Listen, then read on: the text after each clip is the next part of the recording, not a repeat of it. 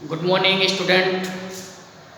जैसा कि हम सभी इलेक्ट्रोस्टैटिक्स यूनिट पढ़ रहे हैं और आज हम इलेक्ट्रोस्टैटिक्स यूनिट में लेक्चर नंबर 2 देखेंगे, जिसमें हम देखते हैं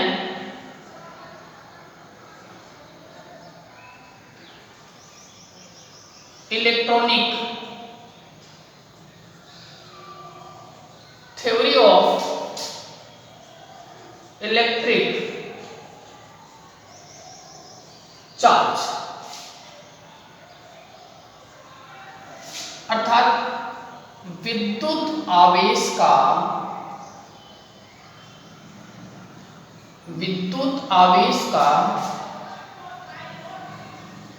इलेक्ट्रॉनिक सिद्धांत। विद्युत आवेश का इलेक्ट्रॉनिक सिद्धांत बच्चों हम आज पढ़ेंगे विद्युत आवेश का इलेक्ट्रॉनिक सिद्धांत। तो हम सभी जानते हैं कि प्रत्येक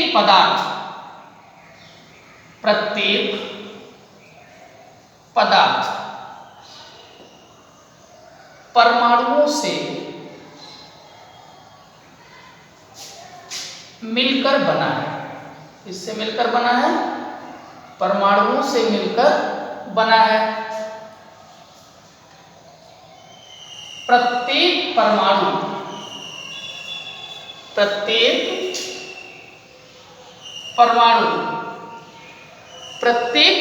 का समस्त भार, प्रत्येक परमाणु का समस्त भार क्या देखना है?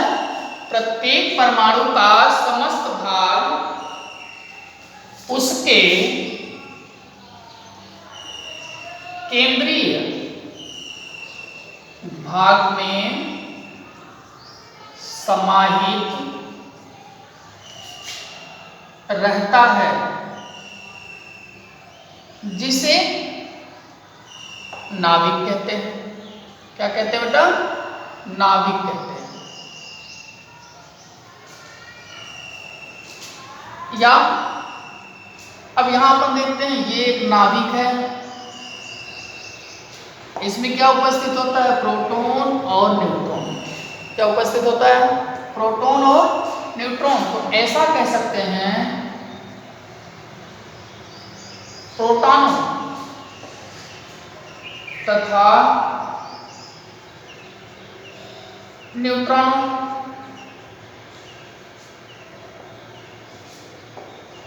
की संख्या क्या कहलाती है? न्यूक्लियॉन। क्या कहलाती है? न्यूक्लियॉन कहलाती है। ध्यान दें, न्यूक्लियॉन निश्चित है। अब न्यूक्लियॉन कहाँ उपस्थित होते हैं? नाभिक। इसी न्यूक्लियॉन को हम कह सकते हैं परमाणु भार। परमाणु भार क्या कह सकते हैं? परमाणु भार। परमाणु भार जिसको अपन ए से पढ़ते हैं। अब यहां देखें, प्रत्येक पदार्थ परमाणु से मिलकर बना है। अपन इसकी एक देखते हैं। जैसे सबसे पहले है परमाणु। परमाणुओं से बन गए अणु, अणुओं से तत्व और तत्वों से यौगिक और यौगिक से मिश्रण। यौगिक से क्या? मिश्रण। और यही मिश्रण किसका निर्माण कर देता है? पदार्थ का। तो निश्चित है परमाणु जो है पदार्थ की प्राथमिक इकाई है। कौन सी इकाई है? प्राथमिक इकाई। अर्थात सबसे छोटा परमाणु होता है जिसे हम विभाजित नहीं कर सकते। अर्थात परमाणु एक अविभाज्य कण है जिसे हम विभाजित नहीं कर सकते। तो नोट करो, फिर से देखते हैं। प्रत्येक पदार्थ परमाणुओं से मिलकर बना है और प्रत्येक परमाणु का समस्त भाग उसके केंद्रीय भाग में समाहित है, जिसको क्या कहते हैं अपन? नाभिक। और नाभिक में क्या उपस्थित है? प्रोटॉन और न्यूट्रॉन। प्रोटॉन और न्यूट्रॉन, अर्थात प्रोटॉन और न्यूट्रॉन की जो संख्या होती है वो न्यूक्लियन कहलाती है और उसी न्यूक्लियन को हम परमाणु भार कहते हैं। नोट करें।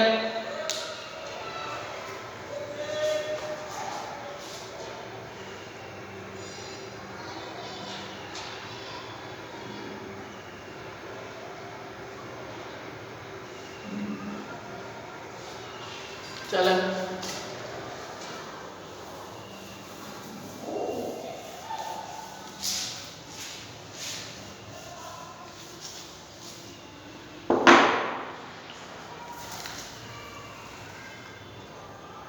परमाणु। अब परमाणुओं को निर्मित करते हैं अपन। सबसे पहले मूल कणों के बारे में देखते हैं। मूल कण प्रारंभ में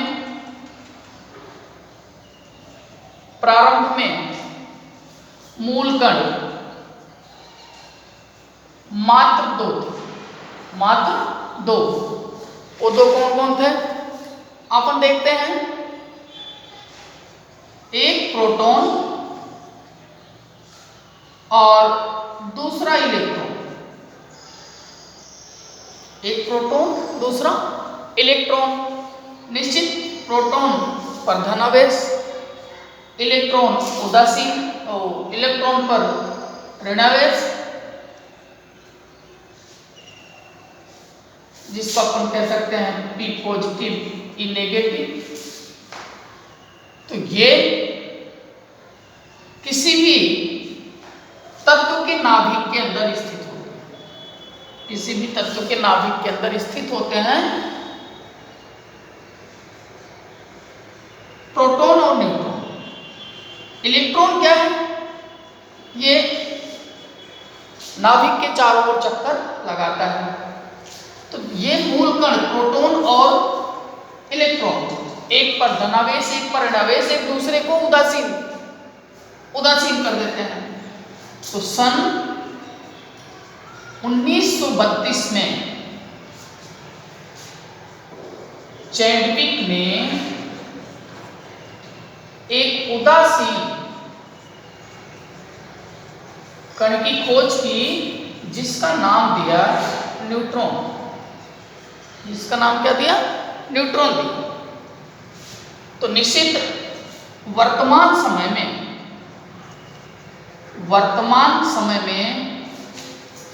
मूल कणों की संख्या लगभग 30 से अधिक हो। पहले मूल कण कितने थे? Proton, electron.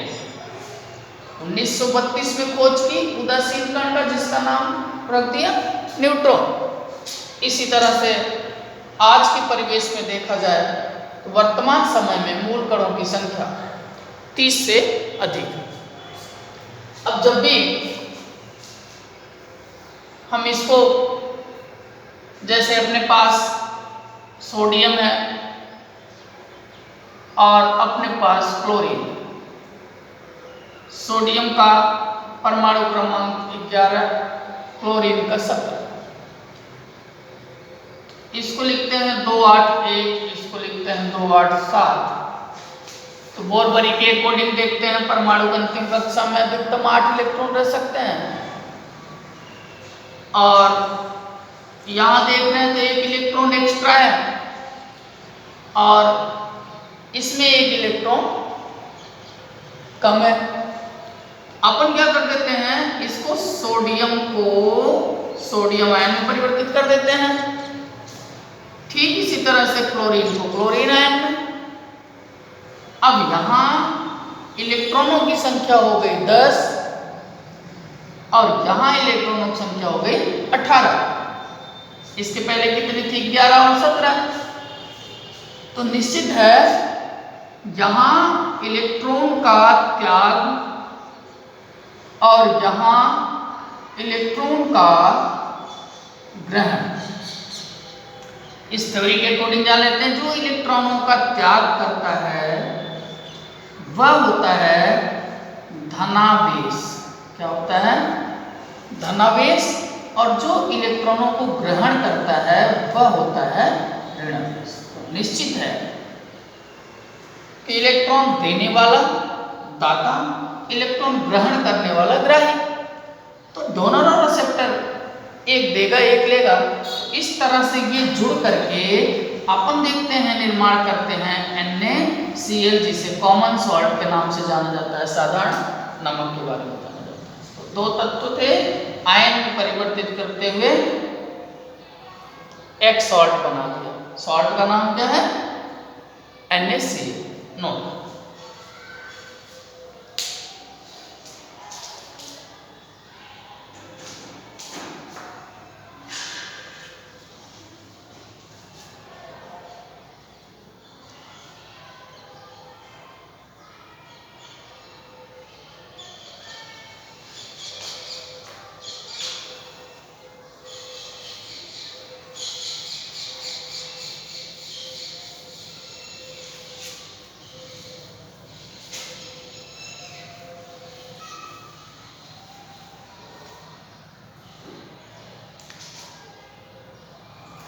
some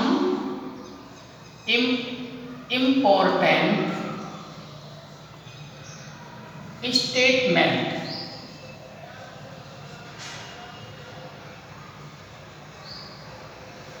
नंबर 1, विद्युत आवेश। विद्युत आवेश विद्युत क्षेत्र एवं चुंबकीय क्षेत्र दोनों उत्पन्न करता है। और इसको समझते हैं कि विद्युत आवेश विद्युत क्षेत्र और चुंबकीय क्षेत्र दोनों उत्पन्न करता है। कैसे? अपन देखते हैं, मान लो ये एक आवेश है जो अभी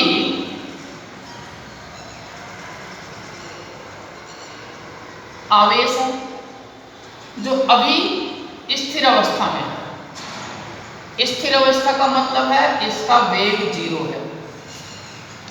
तो स्थिर अवस्था का मतलब जिसका वेग 0 है और सिर्फ अपने को विद्युत क्षेत्र ही उत्पन्न करता है।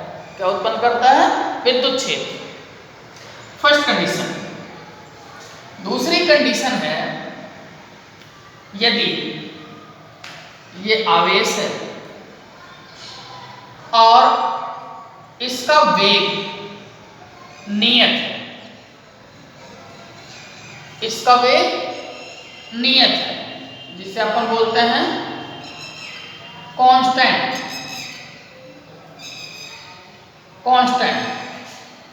तो जब इसका वेग नियत है, इसका त्वरण 0 होगा, अर्थात इसे कह लेंगे समान वेग से। तो ऐसी स्थिति में जब कोई आवेश समान वेग से गति करता है तब वह विद्युत क्षेत्र और चुंबकीय क्षेत्र दोनों उत्पन्न करता है।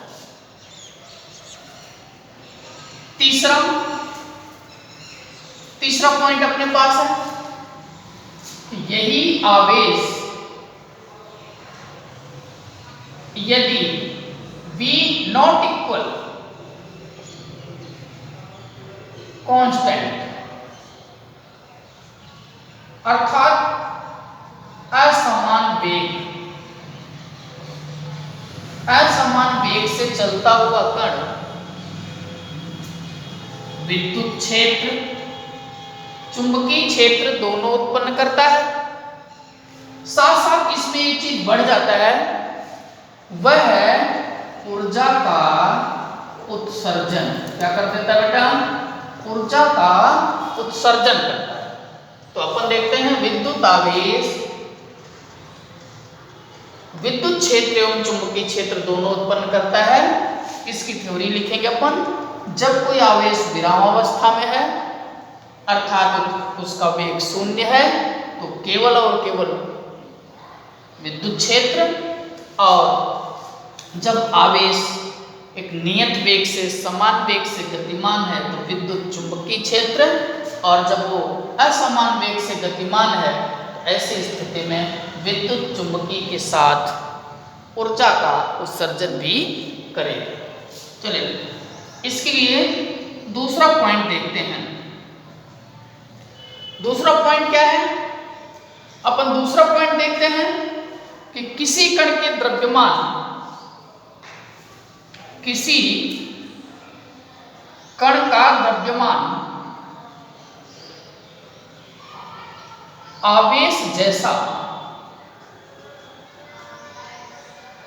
व्यवहार नहीं करता है। बहुत अच्छा पॉइंट है कि किसी कण का द्रव्यमान आवेश जैसा व्यवहार नहीं करता है। अच्छा पॉइंट है। चलो देखें कैसे कि जब किसी कण को अति उच्च वेग दिया जाता है, किसी कण को अति उच्च वेग देते हैं, तब द्रव्यमान परिवर्तित हो जाता है। द्रव्यमान परिवर्तित होता है। जैसे इसके लिए हम द्रव्यमान सापेक्षता सिद्धांत के अकॉर्डिंग देखते हैं, m = m0 1 + v²/c²,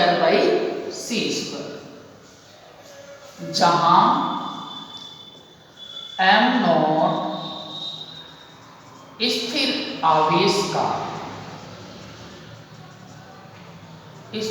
आवेश का द्रव्यमान, अदरवाइज विराम द्रव्यमान। अब ध्यान दें, अति उच्च वेग देंगे तो द्रव्यमान कम हो जाएगा। तो ऐसी स्थिति में हम देखते हैं कि जैसे ही द्रव्यमान वेग पर डिपेंड करता है, यहां दिखाएंगे, परंतु आवेश नॉन डिपेंडेंट वेलोसिटी, कितना ही वेग को हाई कर दिया जाए लेकिन आवेश पर कोई इफेक्ट नहीं पड़ता। नोट करें।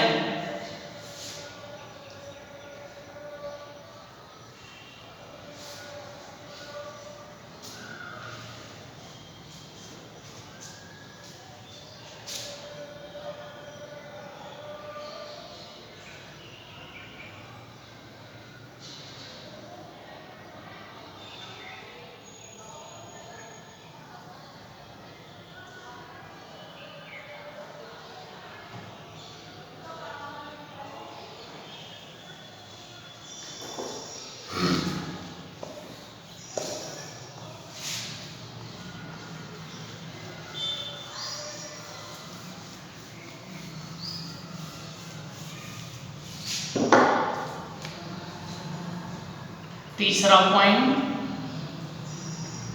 आवेश सदैव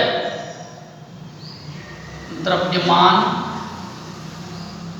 बद्ध रहता है। ध्यान दें कि आवेश जो है वो बिना द्रव्यमान के नहीं होता है। आवेश बिना द्रव्यमान के नहीं होता है, अर्थात बिना द्रव्यमान के आवेश का कोई अस्तित्व नहीं होता। परंतु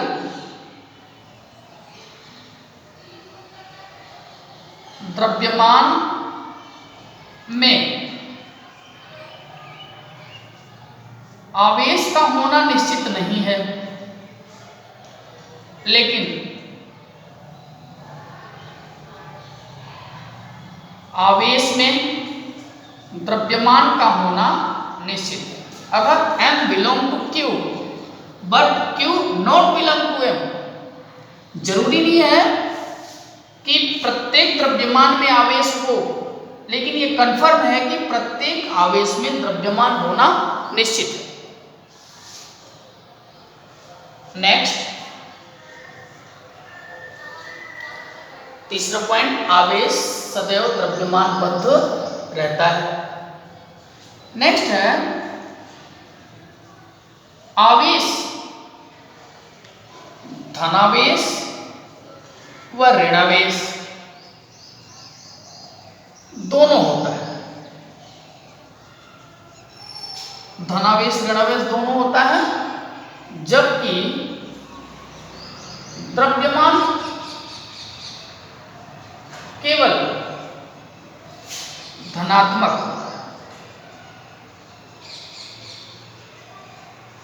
निश्चित है, द्रव्यमान में केवल धनात्मक है। पांचवा पॉइंट है इनमें समानता है। क्या है समानता? ये दोनों अदिश राशि, लिखते नहीं है लेकिन ये समानता दिखा देते हैं, दोनों अदिश राशि, क्योंकि दोनों में परिमाण और मात्रक की आवश्यकता होती है। नेक्स्ट पॉइंट है जिनका विराम द्रव्यमान शून्य होता है। ऐसे दो पदार्थ जिनका विराम द्रव्यमान शून्य होता है, नंबर 1 है पॉजिट्रॉन, नंबर 2 है न्यूट्रिनो। इन दोनों का m0 = 0, जिनका विराम द्रव्यमान शून्य होता है। ऐसे दो पदार्थ हैं, दो कण हैं, जिनको हम कहते हैं पॉजिट्रॉन और न्यूट्रिनो, जिनका विराम द्रव्यमान शून्य। चलो नोट करो, आगे नेक्स्ट टॉपिक पे।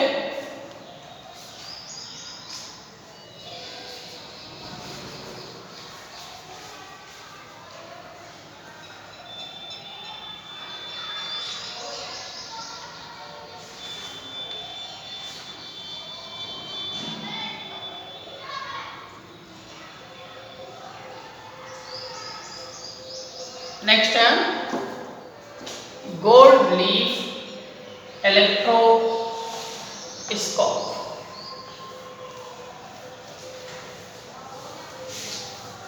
क्या है?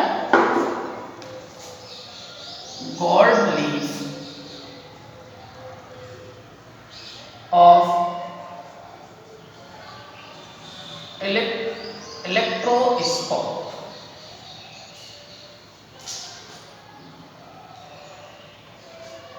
Electroscope, gold leaf of electroscope, जिसको अपन कहते हैं विद्युत दर्शी। इसको क्या कह सकते हैं? विद्युत दर्शी, विद्युत दर्शी। चलो अपन इसके थ्योरी नहीं लिखते, इसको अपन समझते हैं। इसको समझने के लिए सबसे पहले अपन एक जार लेते हैं,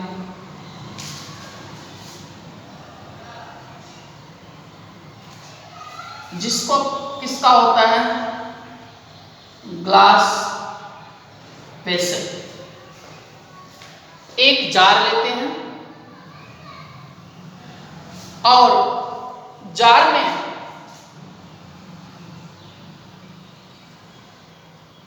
एक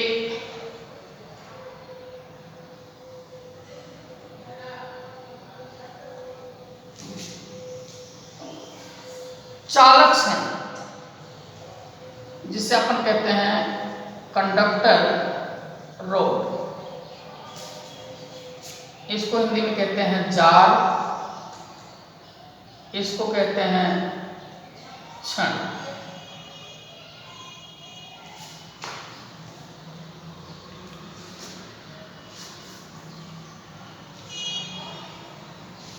उसके जस्ट हम इसके ऊपर एक कार का एक कार्क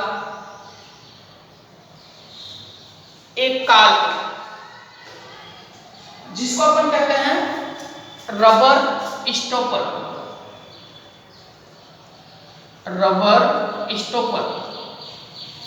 लगा देते हैं और इसके साथ उसके ऊपर हम एक धातु की कुंजी लगा देते हैं, धातु की कुंजी जिसको अपन कहते हैं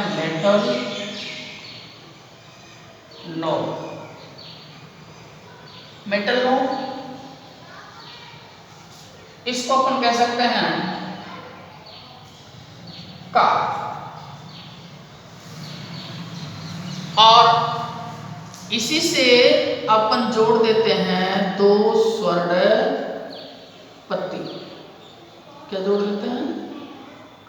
दो स्वर्ण पत्ती, जिसको L से डिनोट करते हैं, इस को डिनोट करते हैं R से, इसको अपन डिनोट कर सकते हैं K से। और रबर स्टॉपर है, ठीक है, कार का टुकड़ा है। अब अपन क्या करते हैं कि यहां एक कांच की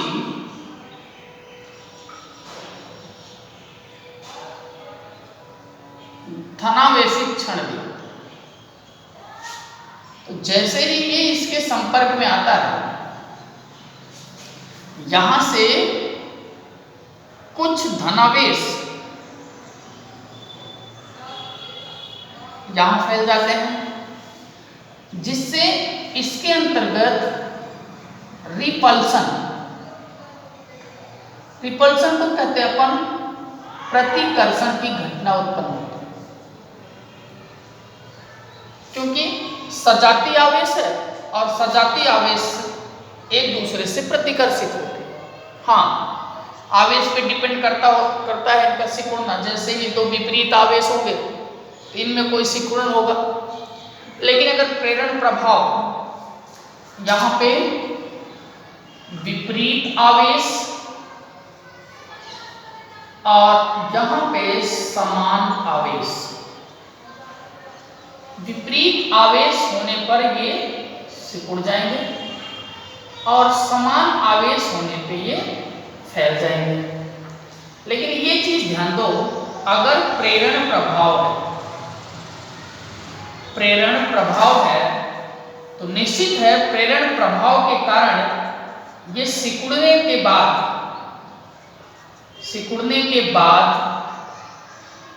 पुनः फैल जाए।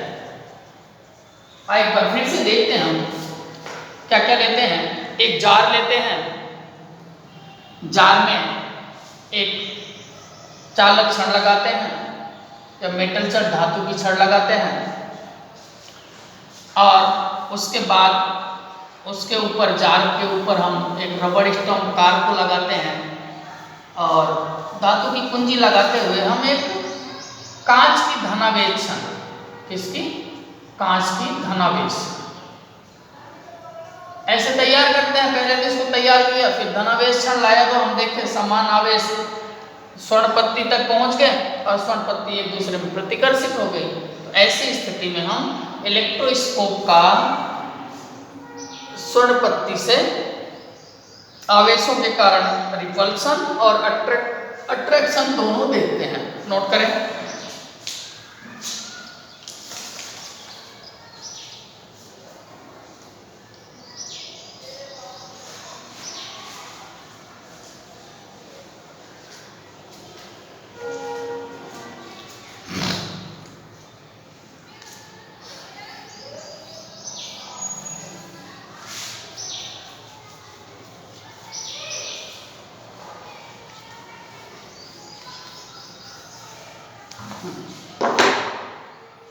अब देखते हैं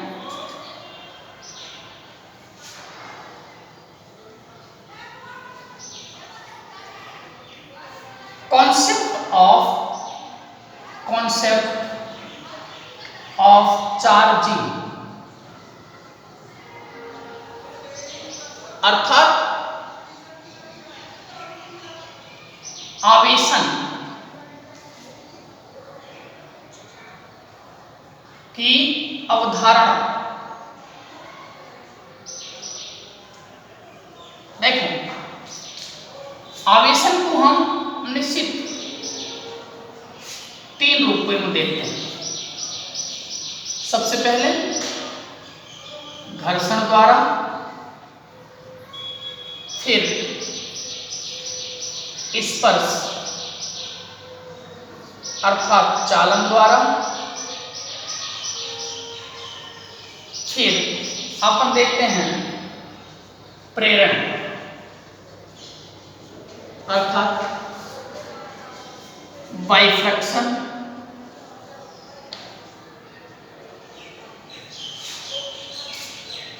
बाइकंडक्टर और बाई इंडक्शन। तीनों को पहले एक बार ऐसे समझ लो। घर्षण में क्या है, एक दूसरे को इस तरह से रगड़ते हैं। तो रगड़ने में देखते हैं एक इलेक्ट्रॉन ग्रहण करता है, एक इलेक्ट्रॉन त्याग करता है। अर्थात जो इलेक्ट्रॉन त्याग करता है उस पर धनावेश, और जो ग्रहण करता है, हम बार बार पढ़ते चले आ रहे हैं, जो त्याग करेगा धनावेश, जो ग्रहण करेगा ऋणावेश। त्याग करेंगे इलेक्ट्रॉनों की कमी होगी, ग्रहण करेंगे इलेक्ट्रॉनों की वृद्धि होगी। जब इलेक्ट्रॉनों की कमी होगी तो द्रव्यमान भी कम होगा, और जब इलेक्ट्रॉन बढ़ेंगे तो द्रव्यमान बढ़ेगा। ये सिद्धांतता है, जबकि इतना सूक्ष्म परिवर्तन होता है कि इन पर कोई प्रभाव नहीं पड़ता, लेकिन सिद्धांतता है। स्पर्श और प्रेरण, तो चलो हम एक एक को देखते हैं। सबसे पहले देखते हैं घर्षण द्वारा आवेशन की क्रिया। घर्षण द्वारा आवेशन की क्रिया।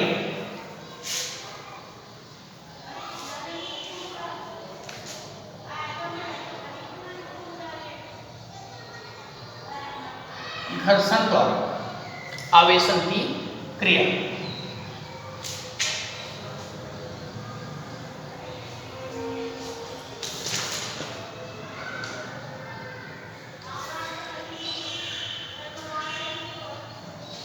जब दो वस्तुओं को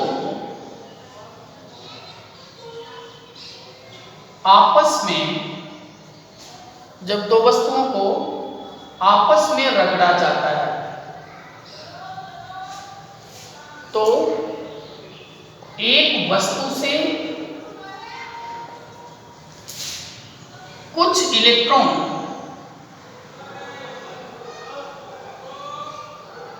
दूसरी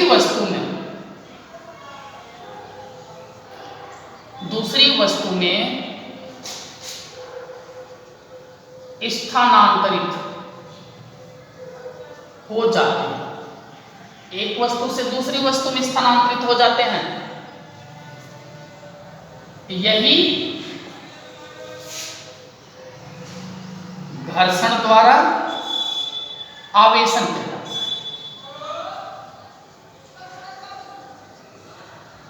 एक आता है घर्षण विद्युत।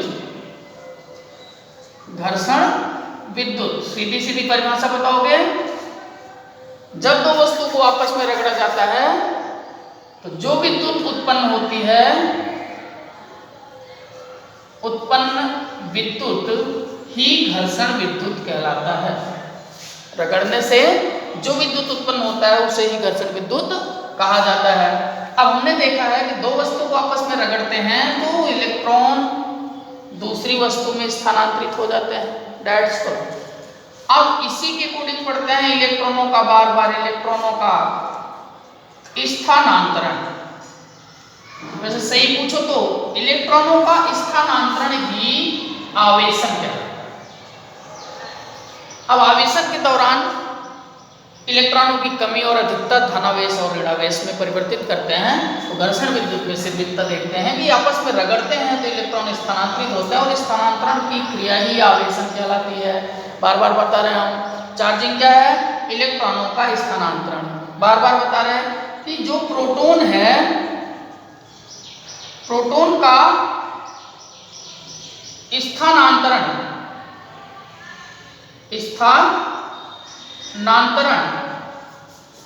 संभव नहीं है, संभव नहीं है। अब पूछेगा क्योंकि ये नाभिक के अंदर प्रबल बल से बंधे रहते हैं। कोई बार बार पूछेगा, जब ये प्रबल बल से बंधे हुए हैं तो निश्चित ये बाहर नहीं आएंगे, और जब बाहर नहीं आएंगे तो इनका लेन देन नहीं होगा, और लेन देन नहीं होगा तो अपन कह सकते हैं कि इनका स्थानांतरण संभव नहीं है। तो दूसरा अपन केस देखते हैं, ये तो नोट करो, घर्षण द्वारा आवेश।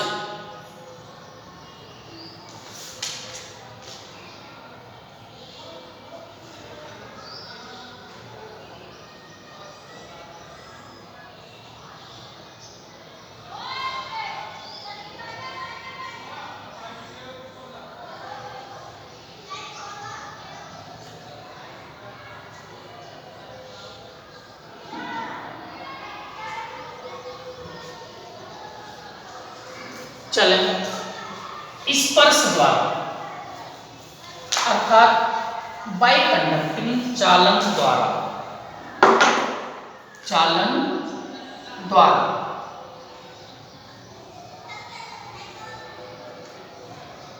सीधा सीधा है, अपने पास एक कुचालक स्टैंड है। कैसी स्टैंड है? कुचालक स्टैंड।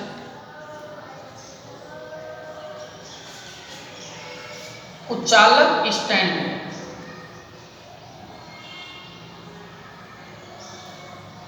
और इस पर अपन एक को लिखते हैं अनावेशित। एक रहता है आवेशित। एक पर अनावेशित, एक पर आवेशित।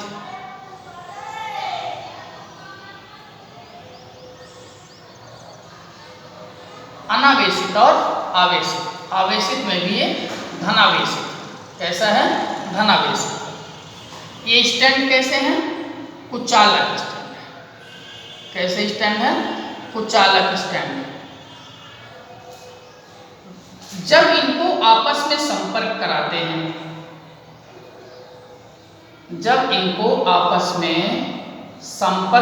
हैं, तो संपर्क कराने से क्या देखते हैं अपन? यह आवेश एक दूसरे में संपर्क के माध्यम से बंटवारा हो जाता है, और बंटवारा होने के पश्चात अगर इन्हें हम अलग अलग करते हैं, इन्हें हम अलग अलग स्टैंड पर रखते हैं, फिर भी इन पर दोनों पर समान चार्ज उत्पन्न हो जाएगा। चलो देखते हैं। जैसे इसका है Q1 बराबर 0, इसका है Q2 बराबर Q। दोनों संपर्क में Q1 प्लस Q2 बाई 2। इसको दिखाएंगे अपन 0 प्लस Q बाई 2 अर्थात Q बाई 2। अलग कर दो, Q1 बराबर Q बाई 2 और Q2 बराबर Q बाई 2। तो ये तो है बाइकंडक्टर चालन, संपर्क द्वारा आवेशन। क्या कहोगे? जब दो वस्तुएं एक दूसरे के संपर्क से सीधे आवेश का स्थानांतरण करें, अर्थात संपर्क के दौरान आवेश का सीधा स्थानांतरण, आवेश का सीधा स्थानांतरण चालन द्वारा आवेशन कहा जाता है। नोट करो।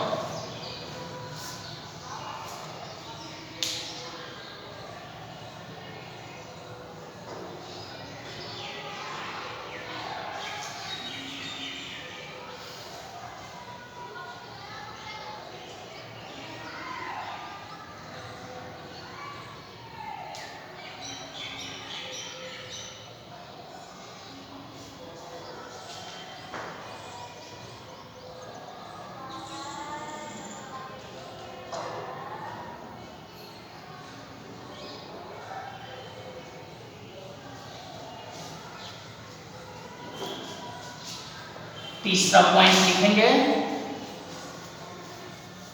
प्रेरण द्वारा आवेशन, प्रेरण द्वारा आवेशन।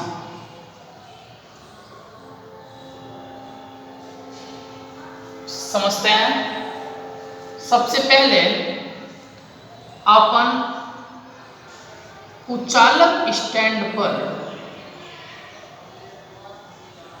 कुचालक स्टैंड पर एक धातु का गोला रखते हैं, इसका धातु।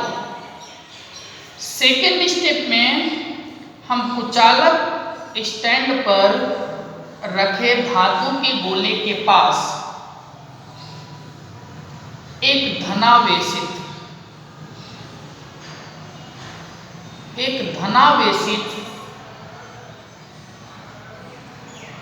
कांच की छड़ ले आते हैं और देखते हैं कि P बिंदु पर ऋणावेश और Q बिंदु पर धनावेश, आकर्षण के कारण और प्रतिकर्षण के कारण, इस पर ऋणावेश, इस पर धनावेश। फिर अपन क्या करते हैं, तीसरी स्थिति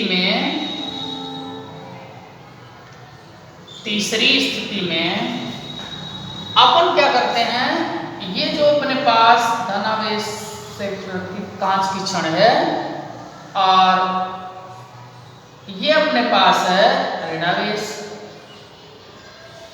इसको अपन क्या करते हैं, इस तरह से पृथ्वी से जोड़ देते हैं।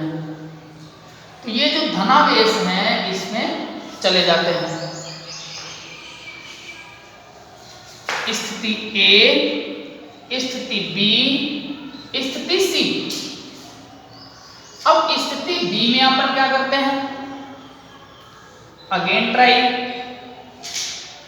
अब अपन क्या करते हैं, इस पे लगे हुए रॉड को तो रहने देते हैं,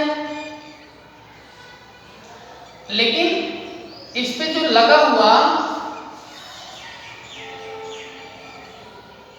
भूसंपर्क है, इसको कह सकते हैं भूसंपर्क, उसको हटा देते हैं।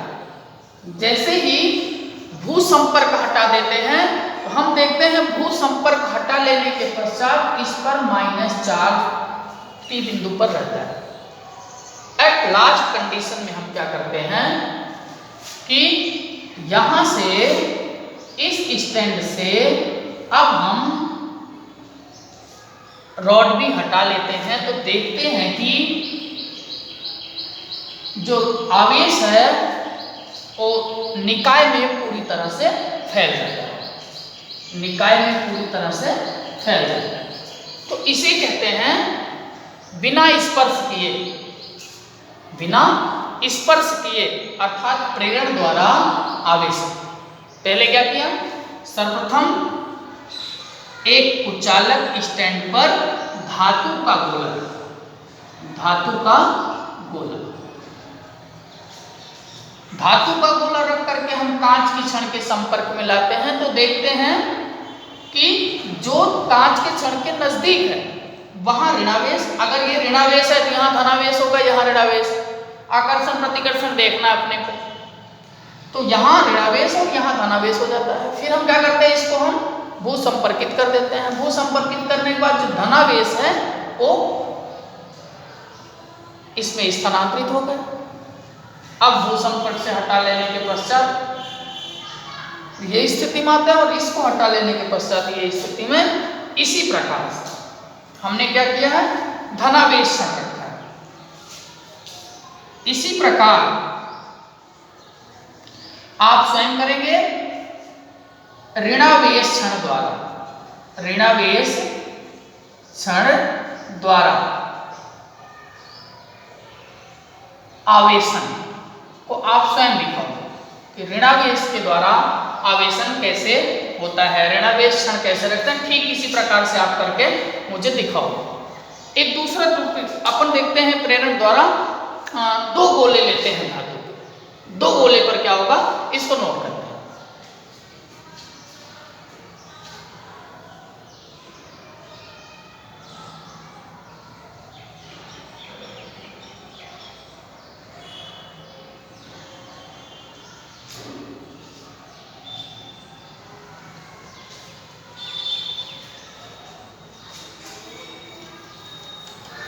चलो इसको देखें। अपन कुचालक स्टैंड पर इस तरीके से दो धातु के गोले रखते हैं। कैसा स्टैंड है, कुचालक। कुचालक स्टैंड पे दो धातु के गोले रखते हैं और धातु के गोले रख करके हम क्या करते हैं कि जैसे ही धातु का गोला रखते हैं और इन पर एक धनावेश क्षण, एक धनावेश क्षण ले आते हैं। जैसे इसको A, इसको B। तो धनावेश क्षण ले आकर देखते हैं जो A है वहां ऋणावेश और जो B है वहां धनावेश। ऋणावेश और धनावेश। ऐसी स्थिति पे फिर इनको हम क्या करते हैं, एक दूसरे के संपर्क में ले आने के पश्चात पहले संपर्क में कर दिया, अब इनको संपर्क से अलग करते हैं। संपर्क से अलग करेंगे तो संपर्क से अलग करने के पश्चात क्या होगा,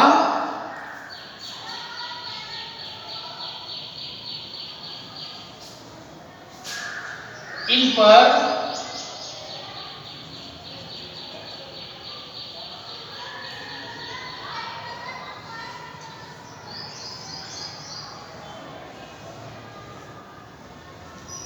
जैसे ही अपने क्षण हटाएंगे तो ये A पर ऋणावेश और B पर धनावेश स्थानांतरित। अब इन्हें अलग कर देंगे। अलग करने के पश्चात हम देखते हैं बिंदु A पर ऋणावेश और इस गोले पर धनावेश स्थानांतरित हो जाता है। ऐसी स्थिति में इसे प्रेरण द्वारा आवेशन कहा जाता है। बच्चों दैट्स ऑल, आज इतना ही। आगे के लेक्चर में हम पढ़ेंगे इलेक्ट्रिक चार्ज यानी विद्युत आवेश का मूलभूत गुण क्या है, basic properties of electric charge के बारे में हम नेक्स्ट वीडियो में देखेंगे।